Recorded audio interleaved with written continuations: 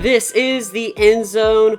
We're here today to talk about the Alliance of American Football, the XFL, and a new league on the horizon. We're going to talk about how it all fits together in this puzzle. So, if you're an AAF fan, there's good news and there's bad news, as well as an XFL fan, just a football fan in general. So, if you remember a couple days ago, there was a tweet from the Fleet and the Alliance of American Football. You've probably seen it. I've made a video already about it.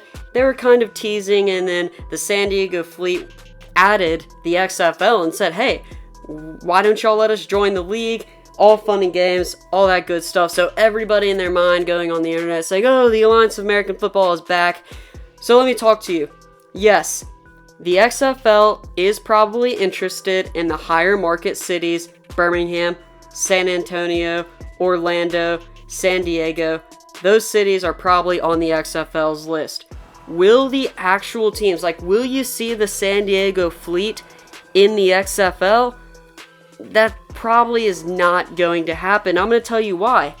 First of all, the San Diego Fleet, they don't even have the equipment and the uniforms. Now, I realize that if they went to the XFL, they would probably get different uniforms because they already have a different uniform provider, all that good stuff.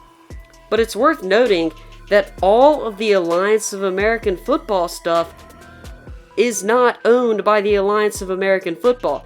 In fact, when the league folded, I did a bunch of research and I found out that there was a warehouse holding all of their equipment. I really tried to get some uniforms or helmet or just some memorabilia from the league. Unfortunately, it was on lockdown. There are already people with big bucks investing and trying to get that gear. So who got all of the Alliance of American Football gear? And I'm not just talking about jerseys, I'm talking about balls, I'm talking about everything all the way down to tape and socks. So who, if you're wondering, has it? Well, that is the Major League Football, the MLFB. I made a video on it. It did pretty well. A lot of you have probably already seen it. They have had a roller coaster of a career. Starting in 2014, they are publicly traded, and they originally were launching in 2016, but they unfortunately lost a commitment of $20 million, which caused them to kind of go into this spiral downhill. But now, they are back, and eventually Frank Murtha became the CEO of the league. They've raised funding, they're publicly traded, all that good stuff. You can actually see I'm going through their website. They're really trying to sell, and they actually had plans, guys, to play in either May or June some demonstrational games for investors to get people excited for the league.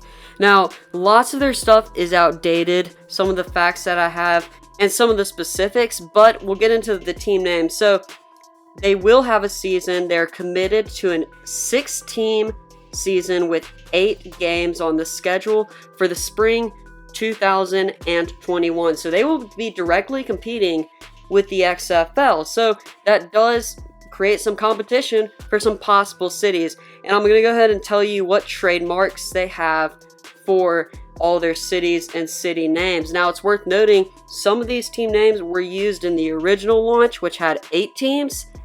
I'm willing to bet that they'll recycle them because the seasons never really got started, but they're moving from 8 teams to 6 teams. So let's go through. They have the Alabama Airborne, the Arkansas Attack, the Florida Fusion, the Northwest Empire, the Ohio Union, Oklahoma Nation, Texas Independence, Utah Stand, Virginia Armada, and finally the Oregon Crash. Now, we do have confirmed cities, not all of them though. These are just a couple of confirmed cities which the MLFB will be in 2021. Little Rock, Arkansas. So you can guess if you're in Arkansas, they're probably going to be the Arkansas Attack. Norfolk, Virginia. So that will be the Virginia Armada. And then Canton, Ohio, which is the Ohio Union. So those are your confirmed teams for 2021. Obviously, we have 3 more which we do not know. So maybe a city like Birmingham, I don't know, somewhere in Florida, Northwest Empire, Oklahoma Nation, Texas Independence. There are a lot of possibilities for the MLFB. But one thing you should know is that they are wearing the Alliance of American Football gear. They all have their jerseys. They're probably going to do some specifications to them, change them up a little bit. I'd assume if they're wearing the Atlanta jerseys, they take the Atlanta off of the side panels. But guys, the Alliance of American Football will live on. Whether or not the XFL decides to take those cities, they're probably not going to, like if they take Birmingham, they're not going to be the Birmingham Iron. They're probably going to make a new identity. But in the MLFB, lots of these teams will be wearing the actual uniforms worn in the Alliance of American Football. Maybe the identities, we still don't know yet. But let me know what you think down below. Thanks for watching the End Zone. Make sure to like, subscribe, and comment so we can move the chains.